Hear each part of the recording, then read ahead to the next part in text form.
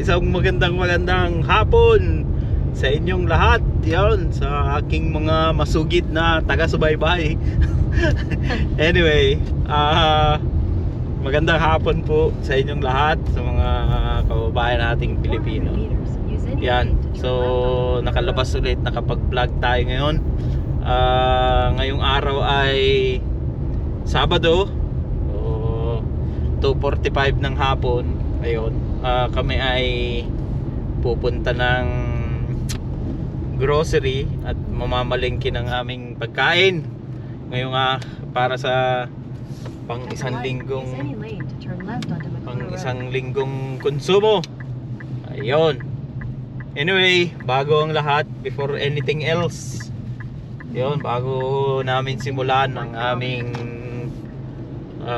topic, yung isi-share pala ngayong araw, ay hayaan nyo akong bumati ulit one more time. And then mangihingi lang ng support nyo. Please subscribe po sa aming YouTube channel. So ako po ay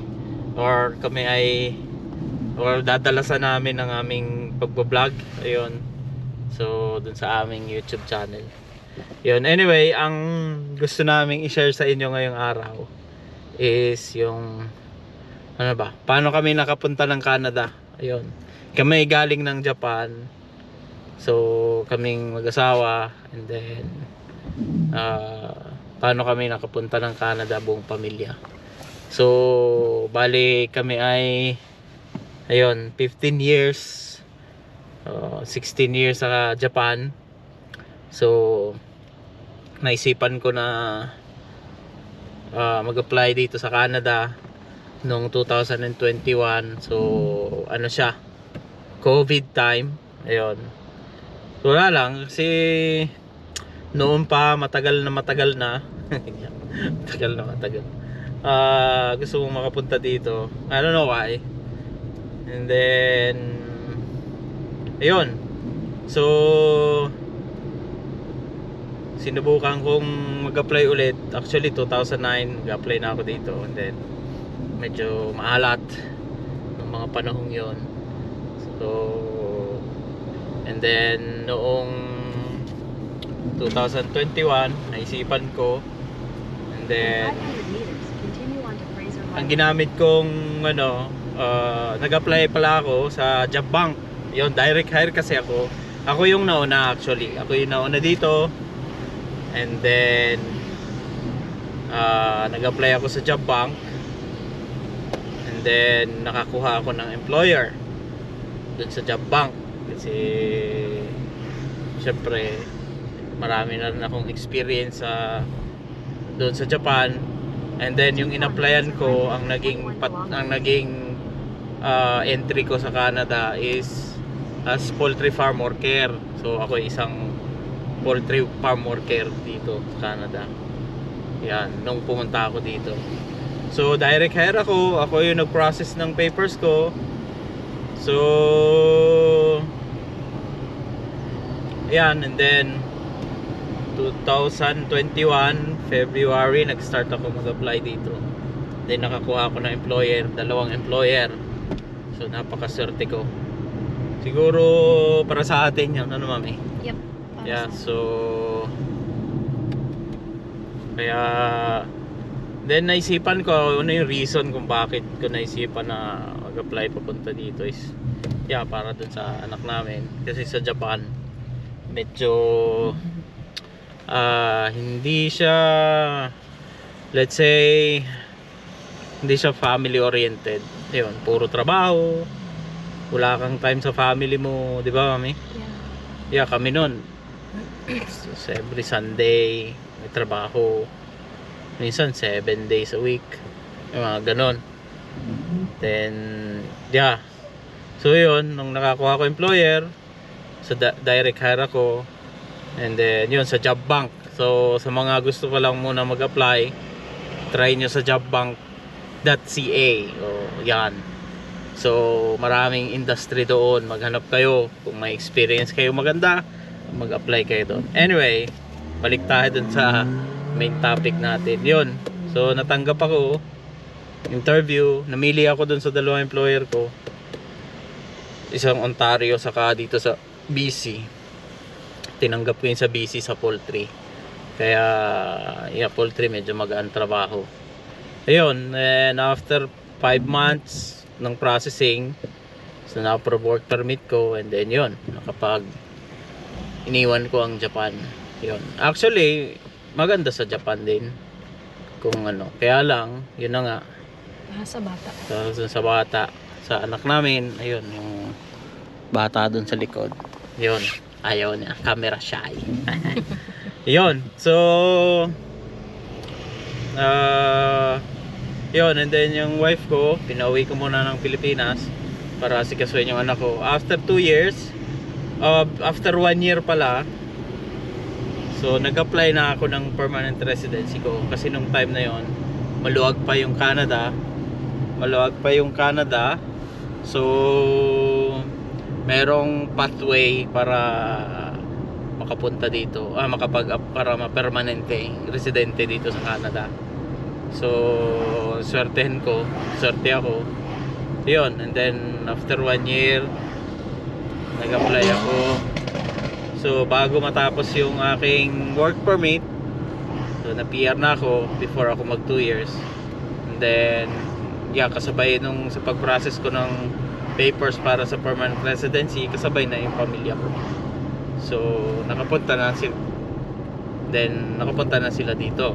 So yun yung naging journey ko papunta dito sa Canada, from Japan to Canada. So under work permit ako. Yun. Pero ako, trinabaho ko yun kasi ako ay direct hire ako. Ako yung nag-process ng work permit ko papunta dito. Binigyan lang ako ng employer ko ng mga documents, and then yun. So ano ba yung isa sa mga reason bakit umalis kami ng Japan is that yun nga, para sa bata. Yun yung pinaka main objectives namin kung bakit umalis kami doon. Actually, minsan namimiss mo ba, mami? Oo naman. Nakakamiss din ang Japan minsan. Namimiss namin yan. Gusto namin bumalik. To tell you honestly, may konti lang naman, konting kasi paano ko ba sabihin, konting panghinayang din. Pero anytime pwede ka may makabalik ng Japan, kasi yung wife ko third generation Japanese sila, pwede pa siyang mag-apply pabalik doon, and then pwede niya kaming kuhain ulit. Pero dito hanggang Friday lang work namin. Saturday, Sunday may family time kami. So yun, Hindi ka arugado sa work. and Kasi then more on family kasi Saturday, Sunday gala kami, kagala. No overtime. So walang pressure na masyado. Kami go with the flow lang kami dito. Sa ngayon, wala kaming planong kung anong bilhin para ayaw namin yung pressure. So alam namin yung investment, pero sa ngayon wala mo na pressure ka. So to tell you honestly, sa mga viewers, so sa makakapanood dito, mahirap sa Canada. Napakahirap. Maraming Pilipino ang umuwi na. Yung iba talaga nagtsatsaga, kahit minimum lang sahod. Pag nandun ka sa lugar na mataas ang cost of living, sigurado yung minimum mo kukulangin ka. Kami nga, ako doble yung sinasahod ko doon sa minimum wage, pero sakto-sakto lang, kakaipon konting-konti. Pero hindi yung tipid naman, hindi naman kami tipid, nabubusog pa rin kami. Nakakabili ng kung anong gustong kainin. Yun, yung mga ganon. So yun, ganon yung so so from Japan to Canada, ayun, may konting regrets na konti lang siguro, kasi Japan to Philippines 4 hours lang yearly kami umuwi. Kaya lang yun nga, kung Minsan doon namin, 6 months. yeah, nakakauwi ka for na. every 6 months pwede kang umuwi. Dito, matagal. 5 Ako years. matagal na, ilang years na ako di umuwi. 4 years ka na dito eh. Mag 4 years. Magpo 4 years na ako dito. Eh, Plus, 4 years magpa 5 ka na. magte 10 years na ako hindi umuwi ng Pilipinas. Magpa 5 years ka na dito. Yeah, so ayun, nung first year ko dito sa Canada, nakaipon ako konti, pero kunting-kunti lang. Nagastos din namin ng pag-apply ng PR. Yun. So, yan, kung tatanungin ninyo, ano bang buhay namin dito? Dito, buhay pa din. Yeah, trabaho, puro trabaho sa Canada. Kung di ka magtrabaho, wala kang kita. Gutom ka dito. Unang-una, kung wala kang kamag-anak, wala kang kapamilya, kawawa ka. Wala kang matatakbuhan kung sakaling. Napakaraming Pilipino dito na dinala yung pamilya, wala pang maayos na papel. Ayun. Hirap na hirap. Hindi mo alam kung anong gagawin. Baka yung iba nagkakaroon na ng anxiety, depression. Kasi walang, mahirap na talaga. Hindi naman sa mahirap ang Canada. Ang hirap kasi, lalo na yung walang mga papel, yung wala pang maayos na status dito sa Canada. Kahit nga yung mga permanent resident na immigrant na tinatawag maganda ng buhay sa Pilipinas. Pagdating dito, back to zero ka yan yung hirap. So mabuti na lang ako kahit paano yung Nakaraos. pinag-aralan ko nagagamit ko dito, na yun yung napapractice ko dito. So sa agriculture, so yun din yung trabaho ko sa so sa agriculture din. Yeah, so ayun, kailangan kumayo dito. Ayun. So anong expectation mo, mami, nung kayo ay bago pumunta dito? Anong ine-expect nyo? Anong expectation mo? Siguro iba lang yung expectation ko kasi iba sa Japan, iba kasi dito. Hindi ko ma-explain kasi hanggang ngayon nag-aano pa din ako. Until now, nag-a-adjust pa din ako. Yang hirap mag-adjust, Ang galing hirap ka ng mag-adjust. dun sa bansang nandun na lahat. Nandun na lahat. Tapos pumunta ka dito na ibang-iba. Ang malayo, Malayo. malaki yung pagkakaiba ng Japan sa Canada. Although ang Japan maliit na bansa, malaking bansa ang Canada, ibang-iba. Unang-una, transportation. Yeah, maraming yun. may sasakyan ka dito. Kailangan mo dito sasakyan sa Canada. Doon kasi may bike ka lang. Sa Japan, meron ka lang Maraming train station na pwede Yeah. mong mapuntahan. every town, every cities. Halos Sa Japan, merong train. istasyon ng train station. Ang kailangan mo lang, meron kang bisikleta papunta doon sa train station. Dito sa Canada, Wala. punta ka doon sa isang probinsya, magbabiyahe ka ng halos kalahating araw or isang araw pa or ilang days pa bago mo mapuntahan. So parang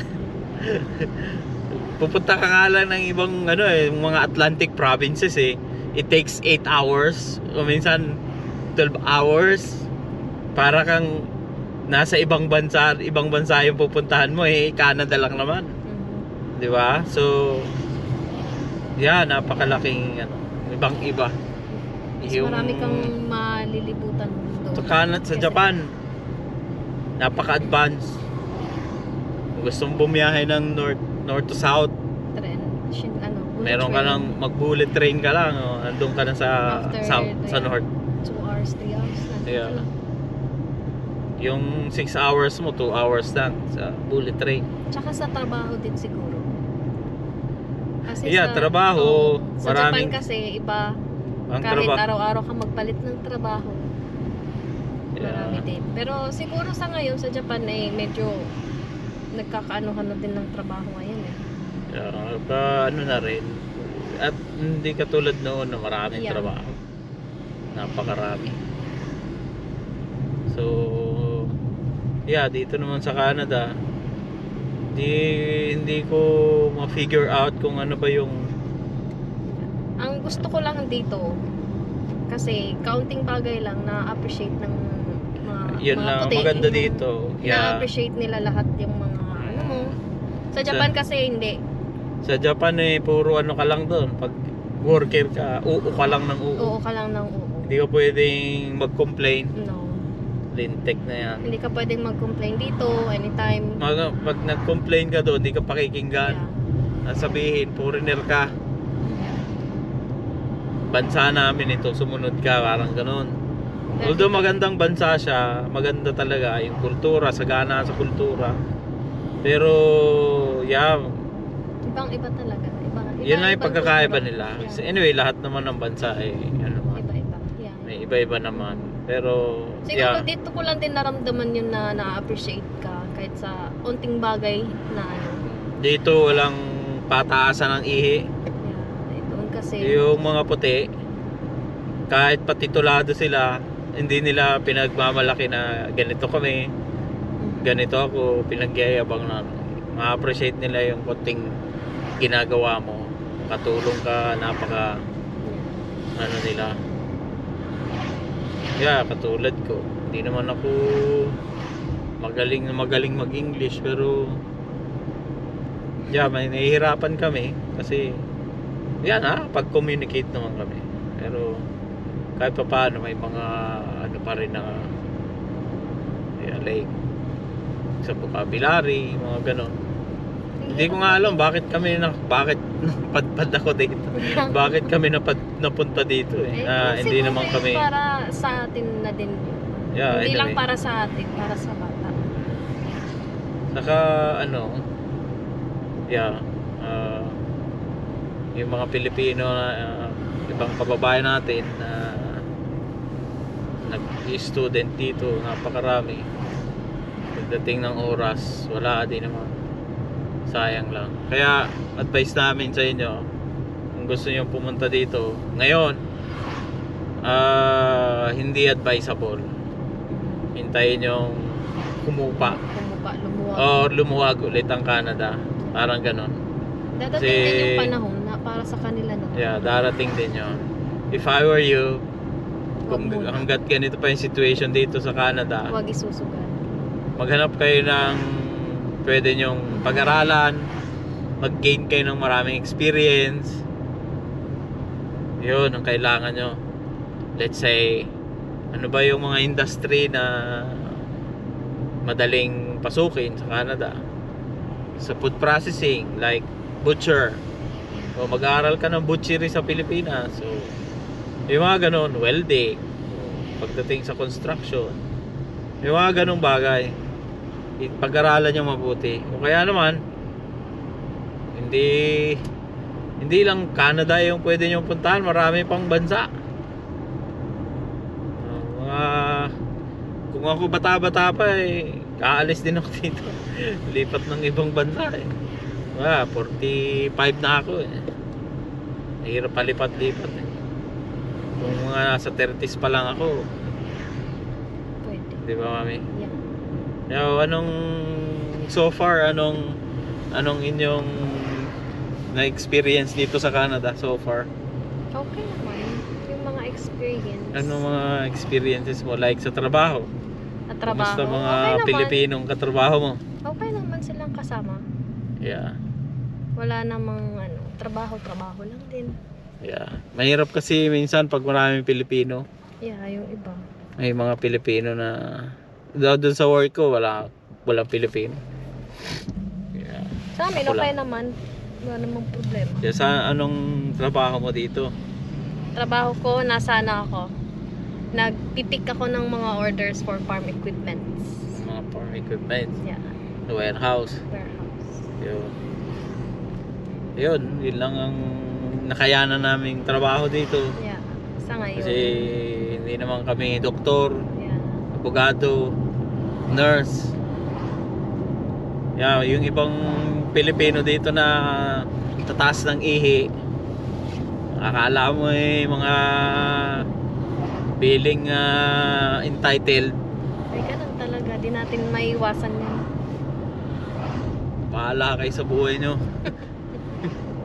Buhay din nila yun. Nauna kasi sila sa atin eh. Kaya okay lang yun. Kaya wala kaming pakialam sa inyo. Ganun lang yun. Ganun lang. Maraming Pilipino na ganun. Yeah. Anyway, Stay humble. wag natin pakialaman yung mga yun. Bahala sila sa buhay nila. Kung anong naroon ka ngayon, stay humble lang. Yun Yeah. lang. So, yun. So, yun yung naging journey namin. So, paano ba? Next time, kwento kami ng mga naging Hindi, sa summer, mas maganda. Mas buhay, marami kaming mga daily experiences Sa namin. summer, mas Yeah, maraming, yeah. So, mas magandang maipapakita. Patapos ng winter, ayun, yeah, for the meantime, yun na muna yung aming Topic today. gustong ma-share sa inyo. So, yan, so hopefully yung aking unika iha ay mag-join sa amin next time. Doon siya sa Masasabi likod. lang natin, hindi lahat ng bagay nakukuha din agad-agad. Yeah. Kailangan din pagtrabahuan. Trabahuhin natin yan. Ganun ang buhay. Yeah, kami lang dito, go with the flow. Importante kumakain. Dito naman sa Canada libre naman ng insurance mo sa health, medical insurance mo, libre. Wala kang babayaran. Oo. Sa gamot namin, mga gamot, mga services na iba, meron kaming extended health benefits. So Yes, meron kami both, dalawa kami. So sa gamot, nakakalibre kami 100%. Wala kami binabayaran. Check up, lahat, libre yan, lahat. Yung gamot, yan nga lang, pag wala ka insurance, magbabayad ka, pero mura lang naman mga Pero mas gamot. maganda yung extended mo. So sa amin, meron kami extended benefit sa company. So, yon, Covered. nako-covered namin yung